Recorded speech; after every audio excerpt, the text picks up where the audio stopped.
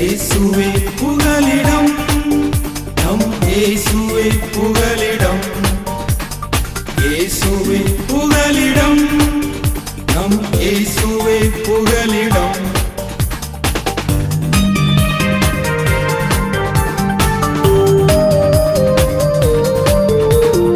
ஆறுகளை நாங்கள் கடக்கும் போதும், மலைகளை தாண்டி நடக்கும் போதும், ஆறுகளை நாங்கள் கடக்கும் போதும், மலைகளை தாண்டி நடக்கும் போதும், இன்னட்டும் எங்களை இமை போல் காத்தது சுவிசேஷம் சொல்வதற்கு.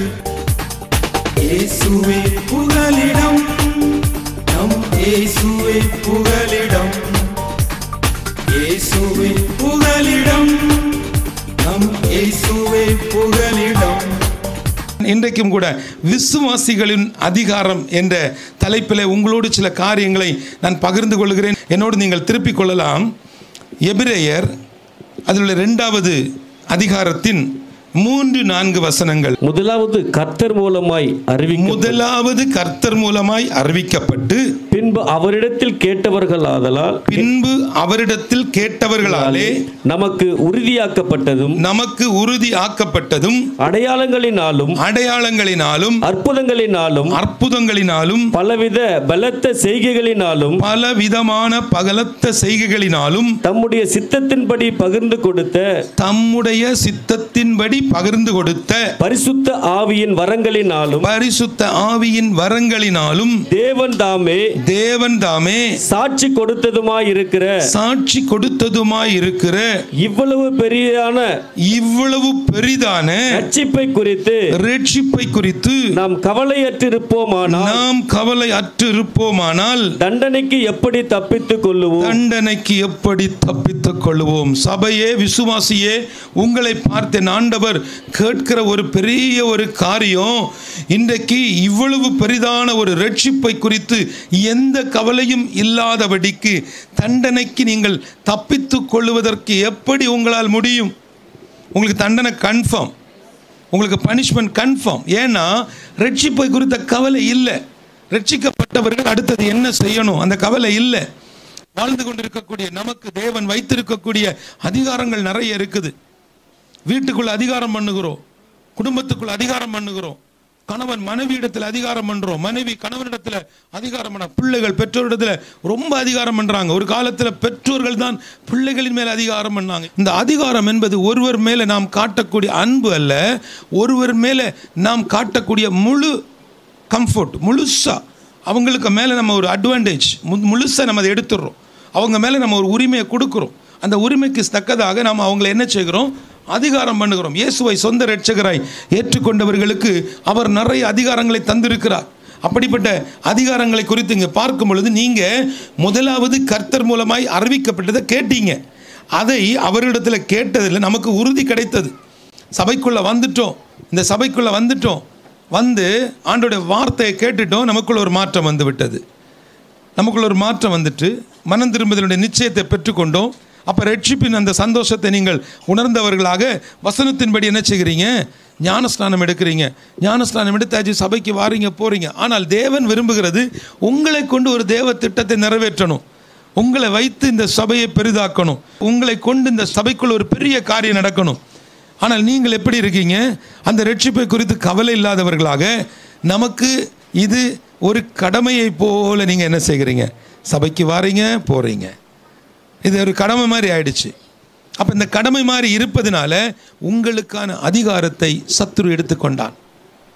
ஒரு காலகட்டத்தில் நம்முடைய குடும்பங்களுக்குள்ள, விசுவாசி குடும்பங்களுக்குள்ள ஒரு பெரிய மகிழ்ச்சி இருந்தது. குடும்பத்தை சுற்றி இருக்கக்கூடியவங்க சொல்லுவாங்க, 8 மணி ஆயிட்டா இப்போ அவன் தொடங்கிடுவான்ப்பா பாட்டு. ஏன்னா குடும்ப ஜெபத்துக்கு சத்தம் வெளியே கேட்டுச்சு. ஒரு ஆமீன் சொல்லுங்களேன். விசுவாசிகளுடைய அதிகாரங்களை நம்ம விட்டுட்டோம். குடும்ப ஜெபம் என்பது வெறும் உங்கள் குடும்பத்துக்குள்ள ஜெபம் அல்ல. ஒரு ஆமீன் சொல்லுங்கள். நீங்கள் உங்கள் வீட்டில் குடும்பமாக ஆராதிப்பது, சத்தம், அந்த வசனம் வாசிக்கிறது, நீங்கள் ஜெபிக்கிறது, அழுறது, கண்ணீர் விடுறது, இந்த சத்தம் வெளியே கேட்கும். சுற்றி இருக்கக்கூடிய புறஜாதி மக்களுக்கு, சுற்றி இருக்கக்கூடிய ஆண்டவருடைய அன்பை தெரியாத மக்களுக்கு ஒரு கட்டத்தில் புரியும், நம்மகிட்ட இல்லாத ஏதோ ஒன்று இவன் வீட்டில் இருக்குது. ஒன்றுமில்லாமல் வாடகை வீட்டில் வந்து இருந்தான், ஒரு நேர துணி இல்லைன்னு வந்து இருந்தான், சாப்பாட்டுக்கு வழி இல்லைன்னு என் வீட்டில் வந்து ரேஷன் அரிசியை வாங்கிட்டு போனான்.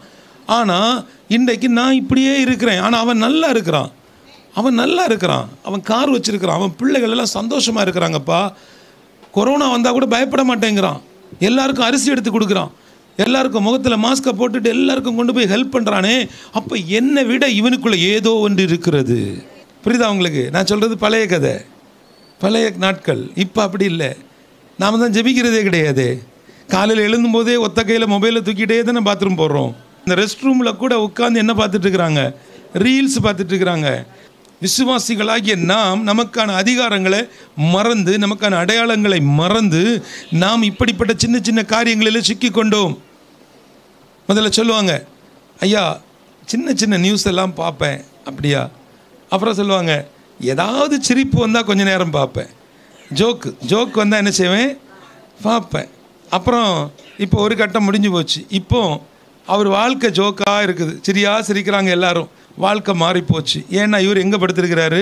வாட்ஸ்அப்புக்குள்ளேயே படுத்திருக்கிறார். நல்லா கவனித்து கொள்ளுங்க. எவ்வளோ பெரிய ரட்சிப்பம்மா இந்த உலகத்தில் யாருக்காவது இது கிடைச்சிருக்கா? எத்தனை பேருக்கு இன்னும் கிடைக்கல தெரியுமா? எத்தனை பேருக்கு அந்த அபிஷேகம் கிடைக்கல? எத்தனை பேருக்கு கிடைக்காத கிருபை வரங்களை கர்த்தர் உங்களுக்குள்ள வச்சிருந்தாங்க. சகோதரி, நீ ஒரு காலகட்டத்தில் நீ சபைக்கு வந்தா, நீ ஜெபிக்கும் பொழுது அந்நிய பாஷையின் மூலமாக உன் மூலமாய் கர்த்தர் மகிமைப்பட்டார். நீ சபைக்கு சில காரியங்களை தேவன் உன் வாயின் வழியாக இதே சபைக்குள்ளால நீ வந்து தீர்க்க தரிசனம் சொல்லியிருக்கிற. கர்த்தர் உன் மூலமாக அந்நிய பாஷை பேச வச்சு வியாக்கியானத்தை கொடுத்தார். இப்போ வாயெடுத்த கெட்ட வார்த்தை பேசுகிற, வாயில் கெட்ட வார்த்தை வருகிறது. உங்கள் வாயில் வந்த கெட்ட வார்த்தைகள் என் பிள்ளைகளுக்கு, என் தலைமுறைக்கு, இனி வரும் தலைமுறைக்கு அது கேட்ட வார்த்தையாக அது போய் சேரும். நீங்கள் பேசுனதை கெட்ட வார்த்தை என்பதை நாங்கள் புரிந்து கொண்டோம். ஆனால் இனி வரக்கூடிய தலைமுறைக்கு அந்த வார்த்தை கேட்ட வார்த்தை. எங்கள் அம்மா பேசுனாங்க, நானும் பேசினேன். எங்கள் வீட்டில் இப்படி தான் பேசுவாங்க, நானும் பேசினேன். தலைமுறை சாபத்தை, தலைமுறையினுடைய ஒரு மிகப்பெரிய ஒரு வேதனையை நாம் உருவாக்கி கொண்டிருக்கிறோம். என் அன்பு தேவ பிள்ளைகளை, இப்படிப்பட்ட இந்த ரட்சிப்பு நமக்கு கிடைச்சது ஒரு பெரிய பாக்கியம், பெரிய ஒரு பாக்கியம். யோசிச்சு பாருங்கள், கொஞ்சம் கற்பனை பண்ணி பாருங்கள். அந்த ரட்சிப்பு நமக்குள்ளே இல்லாமல் இருந்திருந்தால் நாமளும் யாராக தான் இருந்திருப்போம்? நாமளும் எப்படி தான் இருந்திருப்போம்? இந்த உலகத்தை மனுஷங்களைப் போல நாமளும் இருந்திருப்போம். எவ்வளவு பிரச்சனை, எவ்வளவு பாடு வந்தாலும் இன்றைக்கு நாம் நிற்கிறோம். என் அன்பு விசுவாச குடும்பங்களே, உங்களுக்குள்ளால் அந்த ரட்சிப்பின் நிச்சயம் இருக்கிறது என்பதுக்கு அடையாளம் என்ன தெரியுமா? ஒரு குடும்பத்தில் கல்யாணம் கொண்டு வந்து காடை கொடுப்பாங்க. எல்லா வீட்லேயும் இன்விடேஷன் கொடுப்பாங்க இல்லையா?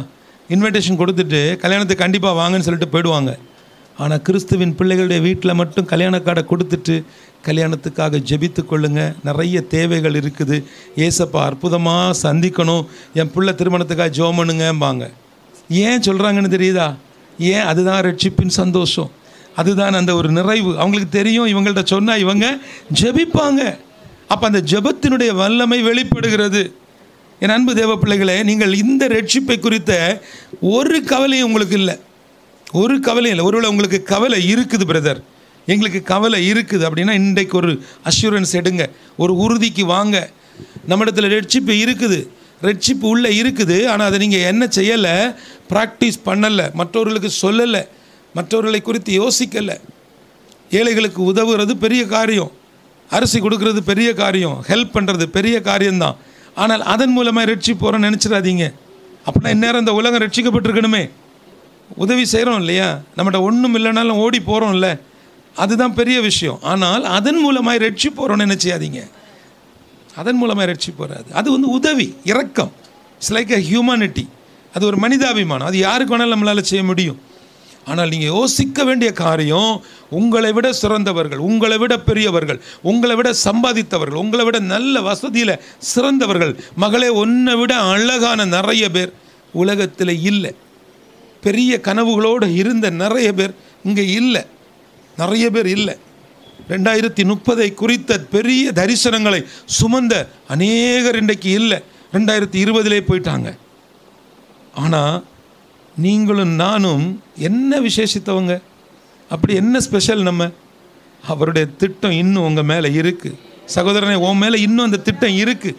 அந்த திட்டம் உன் மேலே இருக்கிறதுனால அவர் விட்டு வச்சிருக்கிறார். இருந்துக்கப்பா, உன்னை கொண்டு நான் நிறைவேற்ற வேண்டிய திட்டம் இருக்கிறது. ஸோ இந்த ரட்சிப்பை குறித்த கவலை நமக்கு வரணும். விசுவாசிகள் நினைச்சா மட்டும்தான் இது நடக்கும். அப்போ முதலாவது ஒரு விசுவாசி தன்னுடைய தனிப்பட்ட வாழ்க்கையினுடைய தனி மனித எழுப்புதலை அபியாசிக்க வேண்டும், அதை வாஞ்சிக்க வேண்டும். தனி மனித எழுப்புதல். எங்கள் அம்மா ஜெபம் பண்ணால் நான் ஒரு பிள்ளைக்கு போய் கேட்குறேன், ஒரு வாலிப பிள்ளை, ஏம்மா கொஞ்ச நேரமாவது பைபிள் படிக்கக்கூடாதா? காலையில் எவ்வளோ நேரம் நீ ஜெபம் பண்ண? எங்கள் அம்மாவே ஜெபம் பண்ணல, எங்கள் அம்மாவே ஒரு வசனம் கூட வாசிக்க மாட்டாங்க, அப்போ நான் எப்படி பண்ணுவேன்? புரியுதா உங்களுக்கு?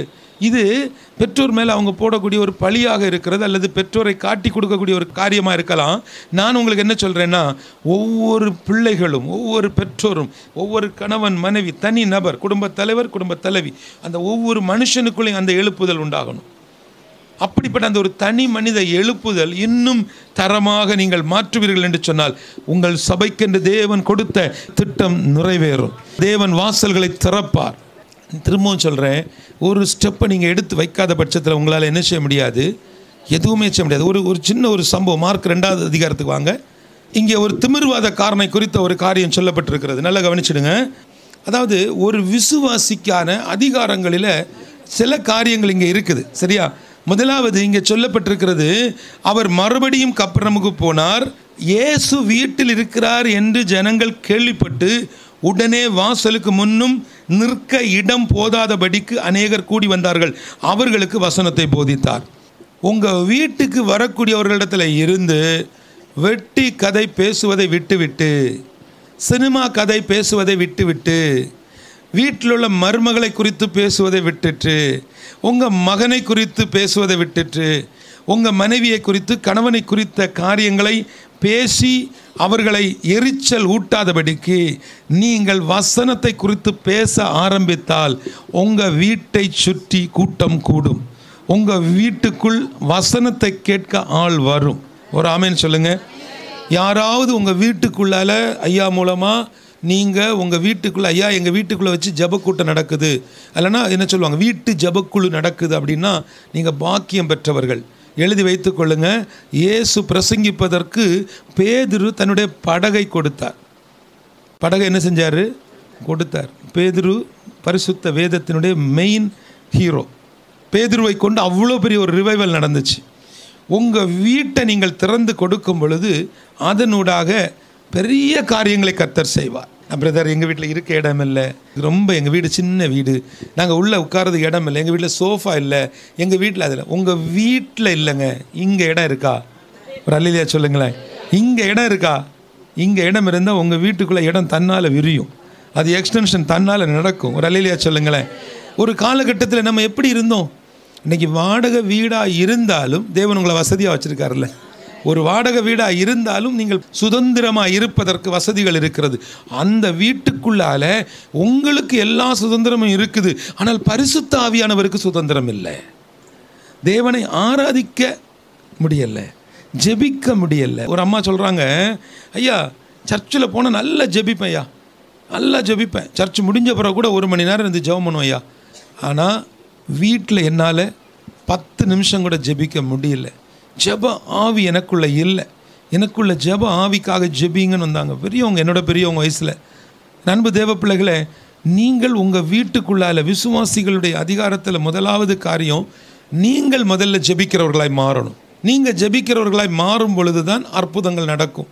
நீங்கள் இயேசுவை விசுவாசிப்பது மாத்திரமல்ல, நீங்கள் கர்த்தரை தொழுது கொள்வது மாத்திரமல்ல, மற்றவர்களுக்கு நீங்கள் அவருடைய அன்பை அறிவிக்கிறவர்களாக மாறணும். அந்த மாற்றம் வந்துவிட்டது என்று சொன்னால் உங்களால் எதுவுமே செய்ய முடியாது. அந்த மாற்றம் உங்களுக்குள்ளே வந்துட்டுன்னா நீங்கள் சாக்கு போக்கு சொல்லவே மாட்டீங்க. ஏன்னா அந்த ரட்சிப்பின் அந்த சந்தோஷம் உள்ளே இருந்து வேலை செய்யும். எவ்வளோ பெரிய பிரச்சனை வந்தாலும், எவ்வளோ பெரிய காரியம் வந்தாலும் அதை செய்து முடிப்பதற்கு கர்த்தர் பலன் தருவார். இப்போது இந்த உலகத்தில் நீங்கள் நம்பக்கூடிய எல்லாமே ஒரு நாள் உங்களை கைவிடும். ஆனால் உங்கள் மேலே வச்சிருக்கக்கூடிய அழைப்பு, உங்கள் மேலே வைத்திருக்க தேவ திட்டம், உங்கள் மேலே வைத்திருக்கக்கூடிய அந்த அபிஷேகம் ஒரு நாளும் உங்களை கைவிடாது. அவராலே பெற்ற அபிஷேகம் உங்களை நடத்தும், போதிக்கும். அந்த அபிஷேகம் உங்களுக்குள்ளால இருந்து உங்களை பெரியவனாய் மாற்றும். இப்போது இங்கே சொல்லப்பட்டிருக்கக்கூடிய காரியம் என்னென்னா, இயேசு இருக்கிறாருன்னு தெரிஞ்சவொன்னே வீட்டை சுற்றி கூட்டம். அப்போ உங்கள் வீட்டுக்குள்ளே இயேசு இருக்கிறாருன்னு இந்த ஜனங்களுக்கு தெரிஞ்சால் தானே கூட்டம் வரும். அன்பு தேவ பிள்ளைகளை, உங்களுக்குள்ளே இருக்கக்கூடிய அந்த ரட்சிப்பை குறித்து ஒரு கவலை வரணும். இருதயத்துக்குள்ள, ஆண்டவரே நான் ஒருத்தரையாவது சந்திப்பேன், நான் ஒருத்தருக்காவது நான் வசனத்தை சொல்லுவேன். உங்களுக்குள்ளே இருக்கக்கூடிய அந்த ரட்சிப்பினுடைய அந்த விலையை, அதனுடைய மதிப்பை இன்றைக்கு புரிந்து கொள்ளுங்கள். ஏன்னா உங்களுக்கு அவ்வளோ திறமைகள் இருக்குது, அவ்வளோ டேலண்ட் இருக்குது. அதை பயன்படுத்துங்க. எல்லாருக்குள்ளேயும் ஆண்டவர் பெரிய திறமைகளை கொடுத்திருக்கிறார். அந்த திறமைகளை நீங்கள் தாளந்துகளை மாற்றுங்க. அந்த தாளந்துகள் கிருபை வரங்களாய் மாறும். அது ஒரு காலகட்டத்தில் உங்களை ஒரு ஊழியக்காரனாக மாற்றும். வேலை செய்து கொண்டே நீங்கள் என்ன செய்யலாம்? ஊழியம் செய்யலாம். கர்த்தர் உன்னோடு பேசுகிறார், நீ வேலை செஞ்சுக்கிட்டு ஊழியம் செய்யலாம். ஆனால் நான் ஊழியம் செய்து கொண்டு வேலை செய்யக்கூடாது. நீங்கள் நல்லாக கர்த்தருக்கு முழு நேரம் ஊழியம் செய்யலாம், உலகத்துக்கு ஊழியம் செய்யக்கூடாது. நம்ம நினச்சிக்கிறது என்ன தெரியுமா? நான் செய்கிறதெல்லாம் ஊழியம், நான் என்ன பண்ணாலும் அது ஊழியம். அப்படி இல்லை. அதற்கு வரைமுறை இருக்குது, விதிமுறை இருக்குது. அந்த கட்டளைக்கு நீங்களும் நானும் கீழ்ப்படிந்தால் தான் தேவனுடைய ஆசீர்வாதத்தை சுதந்திரித்து கொள்ள முடியும். அதே நேரம் எனக்குள்ளே இருக்கக்கூடிய அந்த ரட்சிப்பின் சந்தோஷத்தை மற்றவர்களுக்கு சொல்ல முடியும். கர்த்தருக்காக ஊழியம் செய்கிறவர்கள் சைடு பிஸ்னஸ் பண்ணக்கூடாது. உலகத்துக்காக வேலை செய்யக்கூடியவர்கள், நீங்கள் எல்லாம் வேலை செய்கிறீங்க, ஒரு வீட்டில் வேலை செய்கிறீங்க, ஒரு ஸ்கூலில் வேலை செய்கிறீங்க, ஒரு ஹாஸ்பிட்டலில் வேலை செய்கிறீங்க, ஐடி கம்பெனியில் பெரிய நிலைமையில் வேலை செஞ்சிட்ருக்கலாம். நீங்கள் எப்படிப்பட்ட நிலைமையில் இருந்தாலும் உங்களுக்கு இருக்கிற 2 காரியத்தை கர்த்தருடைய ஊழியத்துக்கு இன்வெஸ்ட் பண்ணணும், முதலீடு போடணும். ஒன்று, உங்களுடைய நேரம். 8 மணி நேரம் 10 மணி நேரம் வேலை பார்த்தப்பறம் உங்களுக்கு டைம் இருக்கா? ஐயா எனக்கு 2 மணி நேரம் டைம் இருக்குது, அந்த 2 மணி நேரத்தை என்ன செய்யுங்க? ஊழியத்துக்கு செலவிடுங்க. இல்லையா எனக்கு நல்ல அழகாக பாட வரும், வந்து பாடுங்க, ஜெபிங்க, சபைக்கு செய்ய வேண்டிய பணிவிடைகளை செய்யுங்க. அப்படி நீங்கள் செய்யும் பொழுது அந்த சின்ன காரியத்தை கர்த்தர் பெரிய நிலைமையில் உங்களை கொண்டு வந்து வைப்பார். ஆமீன் சொல்லுங்கள். இங்கே நான் பாருங்கள், 4 பேர் சேர்ந்து ஒரு திமிர்வாதக்காரனை என்ன பண்ணியிருக்காங்க? சுமந்து கொண்டு அங்கே வந்திருக்காங்க. 4வது வசனத்தை படிங்க.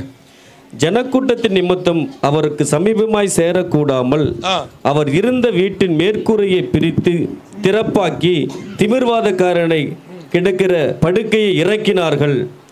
இயேசு அவர்கள் விசுவாசத்தை கண்டு திமிர்வாதக்காரனை நோக்கி, மகனே, உன் பாவங்கள் உனக்கு மன்னிக்கப்பட்டது என்றார். நல்ல கவனிங்க. 4வது வசனத்தில் ஒரு முக்கியமான காரியம். ஜனக்கூட்டத்தின் நிமித்தம் அவருக்கு சமீபமாய் சேரக்கூடாமல் அவர் இருந்த வீட்டின் மேற்கூரையை பிரித்து திறப்பாக்கி திமிர்வாதக்காரன் கிடக்கிற படுக்கையை இறக்கினார்கள். நல்லா கவனிங்களேன். வசனம் ரொம்ப சிம்பிளான ஒரு சண்டே கிளாஸ் வசனம். ஆனால் இதுக்குள்ள ஒரு பெரிய விஷயம் என்ன தெரியுமா? இப்போது நமக்கு தெரியுது இயேசு வந்துட்டாரியா அந்த வீட்டில். அப்போ இந்த வீட்டுக்கு இவங்களை கூட்டிகிட்டு போனால் கண்டிப்பாக சுகம் கிடைக்கும். ஆனால் நம்முடைய பிரச்சனை என்னென்னா, என் வீட்டுக்கு ஒருத்தர் அப்படிப்பட்ட அழுக்கோடு நாற்றத்தோடு, என் வீட்டுக்கு அப்படிப்பட்ட ஒரு திமிர்வாதக்காரனாக இருக்கக்கூடிய ஒருத்தர் வந்தால் அவங்கள என் வீட்டுக்குள்ளே நான் சேர்க்க மாட்டேன், வீட்டுக்குள்ளே நான் ஏற்ற மாட்டேன். முதல்ல என்ன சொல்லுவோம்? நீ மாஸ்க் போடு, நீ க்ளீன் பண்ணு, நீ இப்படி இரு, நீ அப்படி இரு. ஏன்னா இந்த பழக்கம் நமக்கு எங்கேருந்து வந்துச்சுன்னா, இன்று விசுவாசிகளாகிய நாம் நம்முடைய வீட்டுக்குள் இருக்கக்கூடிய தாத்தா பாட்டியை மதிக்கிறது இல்லை. வீட்டுக்குள் இருக்கக்கூடிய அப்பாவுடைய அம்மா, அம்மாவுடைய அப்பா, இவங்களெல்லாம் என்ன செய்கிறது இல்லை? மதிக்கவே மாட்டோம். என்ன சொல்லுவோம்? ஒரு குறிப்பிட்ட ஒரு சகோதரன் தன்னுடைய பிள்ளைகளை அழைத்து கொண்டு மாதத்தில் ஒரு நாள் தன்னுடைய தாய் தகப்பனை பார்க்க போவார். அவங்க 2 பேரும் அவர்களை தேடி நான் போகிறேன். அவங்க சொல்கிறாங்க, பிரதர் ஒரு காணிக்கை வச்சுருக்கேன் பிரதர், ஆனால் எங்களுக்கு ஒரு 15 நிமிஷம் ஆகும், நாங்கள் சீக்கிரம் ரெடி ஆகணும். நான் நினச்சேன் எங்கேயோ பிரயாணம் போகிறாங்கன்னு நினச்சிக்கிட்டு நான் அந்த வீட்டுக்குள்ளே உட்காந்துட்ருக்கிறேன். அவங்க 2 பேரும் வேகமாக போய் அவங்க போகிறாங்க, இங்கே போகிறாங்க, குளிக்கிறாங்க, ட்ரெஸ் பண்ணுறாங்க, படப்படான்னு ட்ரெஸ் பண்ணி, இவரெல்லாம் பார்த்தீங்கன்னா எங்கேயோ போகிறது மாதிரி நல்லா ட்ரெஸ் பண்ணிட்டு உட்காந்துருக்கிறாரு. நான் சொன்னேன், அங்கிள் வெளியே எங்கேயும் போகிறீங்களா அப்படின்னு. இல்லை, எங்கள் வீட்டுக்கு இப்போ பேரப்பிள்ளைங்க வராங்கன்னு. பேரப்பிள்ளைங்க உங்கள் வீட்டுக்கு தானே வர்றாங்க? இல்லையா, என் மகன் சொல்லியிருக்கிறான், என் பிள்ளைய நீங்கள் தொட்டு கொஞ்சம் விளையாடணுன்னா நீங்கள் 2 பேரும் எப்படி இருக்கணும்? சுத்தமாக இருக்கணும். குளிச்சுட்டு கேட்டால் நீங்கள் ஒன்று ஹைஜீனிக்குமீங்க. ஏம்மா அந்த குப்பை குண்டில் போட்டு தானேப்பா ஒன்றைய வளர்த்தாங்க, அந்த அழுக்கில் போட்டு தானேம்மா ஒன்றைய வளர்த்து ஆளாக்குனாங்க. ஒருபடி சோத்துக்கு வழி இல்லாமல் இருந்த உன் வீட்டில் பக்கத்து வீட்டில் போய் மிச்சம் அரிசி இருக்கா, கொஞ்சம் சோறு கிடைக்குமா, வீட்டில் சோறு இருக்குமா, கொஞ்சம் குழம்பு மிச்சம் இருந்தால் தருவியான்னு கேட்டு அப்படியெல்லாம் வளர்த்து தானே நீ ஐடி கம்பெனியில் போய் உட்காந்துருக்க, இவ்வளோ பெரிய நிலைமைக்கு வந்திருக்கிற. இப்போ அவர் சொல்கிறாரு, என் பிள்ளைங்களுக்கு நீங்கள் தொட்டா ஸ்கின் அலர்ஜி. யார் தொட்டா? ஆமாம், தாத்தா பாட்டி தொட்டா ஸ்கின் அலர்ஜி. ரொம்ப ரொம்ப விவரமாக இருக்காங்க. இப்போ அப்படிப்பட்ட விவரத்தில் உள்ளவங்கள்ட்ட இப்படி ஒரு திமிர்வாதக்காரன் கிடச்சிருந்தாங்கன்னா அவன் நேராக கொண்டு போயிட்டு, என்னப்பா கூட்டம், இயேசு வந்திருக்கிறாரா? சரி, கூட்டம் எப்போ தீரும்? அப்பாயின்மெண்ட் ஏதாவது இருக்கா? இல்லை. புக்கிங் பண்ண முடியுமா? இல்லை. சரி, ஒன்று பண்ணு, அப்படியே இவனை வந்து டெலிவரி திரும்ப கொடுப்பான் தெரியுமா, அப்படியே கொண்டு போய் என்ன செஞ்சிருவான், தூக்கு இடத்துல விட்டுட்டு அவன் பாட்டுக்கு போயிடுவான். ஏன்னா அவனால் என்ன செய்ய முடியாது, இவனை தூக்கி நடக்க முடியாது. ரெண்டாவது, அங்கே ஒரு வார்த்தை நமக்கு சொல்லப்பட்டிருக்கிறது, அவர் இருந்த வீட்டின் மேற்கூரையை பிரித்து திறப்பாக்கி. இன்றைக்குள்ள அதிமேதாவிகள், இன்றைக்குள்ள ரொம்ப மிதமிஞ்சின நீதிமான விசுவாசிகளை கொண்டு வந்து இதை பாலி ஒரு செயலில் விட்டு அவன் என்ன தெரியுமா செய்வான், நேராக போய் இயேசு இருக்கக்கூடிய இடத்துல இவனை இறக்கணும். அதை தவிர மீதி எல்லா இடத்தையும் உடச்சி ஓடெல்லாம் கிளியர் பண்ணி ஐயா தேடி பார்த்தும் காணலை. புரியுதா உங்களுக்கு? ஏன்னா அவனுக்கு அவர்களை குறித்த அந்த பாரம் இல்லை, ஆத்மாவை குறித்த பாரம் இல்லை, தேசத்தை குறித்த பாரம் இல்லை. ஒரு தேசத்துக்கு போகும் பொழுது, ஒரு தரிசனத்துக்கு போகும் பொழுது அங்கே சில ஆபத்துகள் இருக்கும், அங்கே சில பிரச்சனைகள் இருக்கும், சில பாடுகள் இருக்கும். இது எல்லாவற்றையும் நீங்கள் என்ன செய்யணும், சகிக்கணும். இதெல்லாம் தாண்டி தான் மிஷனுக்குள்ளே போய் நிற்க முடியும். விசுவாசிகளுடைய அதிகாரங்களை நீங்கள் பயன்படுத்தணும். உங்கள் வீட்டை சுற்றி இருக்கக்கூடிய பிணியாளிகளை நீங்கள் தேடி போகணும். புது வருட ஆராதனை நடந்து கொண்டு இருக்கிறது. ஒரு 3-4 புதிய நபர்களை பார்க்குறோம். போய் கேட்குறேன், என்னையா நீங்கள் புதுசாக இருக்கிறீங்க, உங்களுக்கு நம்ம ஊர் தானே அப்படின்னு. இல்லையா, 2 வாரத்துக்கு முன்னாடி சபையில் இருந்து எங்கள் அப்பா ஹாஸ்பிட்டலில் படுத்திருந்தாங்க. சபையிலேருந்து வந்து பார்த்து அப்பாவுக்கு கொஞ்சம் பணிவிடைகள்லாம் செஞ்சு அவர் கொஞ்சம் ஹார்லிக்ஸ் எல்லாம் வாங்கி கொடுத்துட்டு போனாங்க. என்னமோ தெரில, அதுக்கப்புறம் வீட்டில் வந்ததுக்கப்புறம் ஒரு சமாதானம். ஐயா எங்கள் வீட்டுக்குள்ளால என்னமோ தெரில, இப்போ ஒரு மாற்றம் இருக்குது. எங்கள் அப்பா வந்து சின்ன விஷயத்துக்கெல்லாம் கோவப்படுவார், சாப்பாடு கொஞ்சம் சரியில்லைனாலும் தூக்கி பிளேட்டை எரிஞ்சிடுவார். இப்போ பார்த்தா அமைதியாக இருக்கிறாரு. சில நேரங்களில் பெட்டில் படுத்து கிடந்துட்டு ஏசு ஏசு ஏசுன்னு சொல்கிறாரு. ஒரு ஆமேன்னு சொல்லுங்களேன். உங்களை சுற்றி இருக்கக்கூடிய குடும்பங்கள் ரட்சிக்கப்படுவதற்கு உங்களுக்குள்ளே இருக்கக்கூடிய அந்த ரட்சிப்பின் வல்லமை, அந்த விசுவாசிகளுடைய அதிகாரமாகி அந்த ரட்சிப்பை குறித்து நீங்கள் கவலைப்பட்டாக வேண்டும். இப்போ கரெக்டாக எங்கே இறக்கியாச்சு, திமிர்வாதக்காரன் கிடக்கக்கூடிய அந்த இடத்த எடுத்து படுக்கையை வச்சு நேராக கொண்டு இயேசு இருக்க இடத்துல இறக்கியாச்சு. உடனே அங்கே இயேசு அவர்கள் பாருங்க, மகனே உன் பாவம் உனக்கு மன்னிக்கப்பட்டதுப்பா, நீ கரெக்டாக வந்து லேண்டிங் ஆகிட்ட, உன்னை நான் தொட்டுட்டேன்ப்பா, நீ போயிடு, முடிஞ்சு போச்சு. ஆனால் அங்கே ஒரு வார்த்தை வேதத்தில் பதிவு செய்யப்பட்டிருக்கிறது, அவர்கள் விசுவாசத்தை கண்டு. எவர்கள்? பிரித்து போட்ட 4 பேர், உள்ள கூரையை பிரித்து இறக்குன 4 பேர். ஒரு ஆமேன்னு சொல்லுங்க. உள்ள உங்களை கூட்டிகிட்டு வந்தாங்க இல்லை ஒருத்தங்க, அவங்கள பற்றி தான் வசனம் சொல்லுது. அப்போது இங்கே இயேசு இருக்கிறாருங்கிறத கண்டுகொண்ட நீங்கள் வீட்டில் போய் இப்படி திமிர்வாதம் பிடித்து கிடக்கிற, இப்படி ஜாதி வெறி பிடித்து கிடக்கிற, இப்படி மதுபானத்தில் விழுந்து கிடக்கிற, இதே போல திமிர்வாதம் என்று சொல்லக்கூடிய பலவித கொடிய வியாதிகளில் அகப்பட்டு கிடக்கக்கூடியவர்களை நீங்கள் 4 பேரோ 3 பேரோ 10 பேரோ சேர்த்து தூக்கிட்டு வந்து இந்த இடத்துக்குள்ளே இயேசு இருக்கிறார் என்று சொல்லி இங்கே நீங்கள் பிரித்து இறக்கி விடணும். சபைக்குள்ளே வாங்க. மேய்ப்பனுடைய வேலை அந்த மந்தையை மேய்ப்பது, கொண்டு வரக்கூடியதான் உங்கள் வேலை. நிறைய விசுவாசிகள் கொண்டு வரக்கூடிய விசுவாசிகளை உள்ளே தங்க விடாமல் செய்கிறாங்க. விசுவாசிகள் உள்ளே வர்றாங்க, புதிய ஆத்மாக்கள் சபைக்குள்ளே வராங்க. ஆனால் வரக்கூடிய விசுவாசிகள் சபைக்குள் தங்க முடியாத வெடிக்கு உறவு, ஐக்கியம், கடன் வாங்குறது, குடுக்கல் வாங்கல், ஒரு கட்டத்தில் சண்டை. அந்த அம்மா சொல்லுவாங்க, இவ கூட தெரியாமல் அந்த சபைக்கு போயிட்டேன், இனி அந்த சர்ச்சுக்கு வரமாட்டேன், போயிடுவா. ஹல்லேலூயா. இருக்கீங்க. அந்த மாதிரிப்பட்டவங்க இருக்கீங்க. ஆவியானவருடைய வார்த்தை காது உள்ளவன் கேட்ட கடவன். உங்களுக்கு காது இருக்குதா? அதை கேட்டு அதன்படி நீங்கள் மாறுங்க. கடைசியாக ஒரு வசனத்தை சொல்லி நான் முடிக்கிறேன். இதில் இருக்கக்கூடிய 13வது வசனம். அவர் மறுபடியும் புறப்பட்டு கடல் அருகே போனார். அப்பொழுது ஜனங்கள் எல்லாரும் அவரிடத்தில் வந்தார்கள். அவர்களுக்கு போதகம் பண்ணினார். நல்ல கவனிங்க. ஜனங்கள் எல்லாரும் எங்க வந்தாங்க? அவரிடத்தில் வந்தார்கள். அற்புத அடையாளங்கள் நடக்கும் பொழுது ஒரு விசுவாசியினுடைய அந்த அதிகாரம் எங்கெல்லாம் பயன்படுத்தப்படுகிறதோ சபை ஆத்துமாக்களால் நிரம்பும். இயேசு இருக்கிறார் என்பதை நாம் என்ன செஞ்சோம்? அனுபவிச்சிட்டோம், கேள்விப்பட்டுட்டோம். இப்போ அதை போய் என்ன செய்யணும்? மற்றவர்களிடத்தில் சொல்லணும்.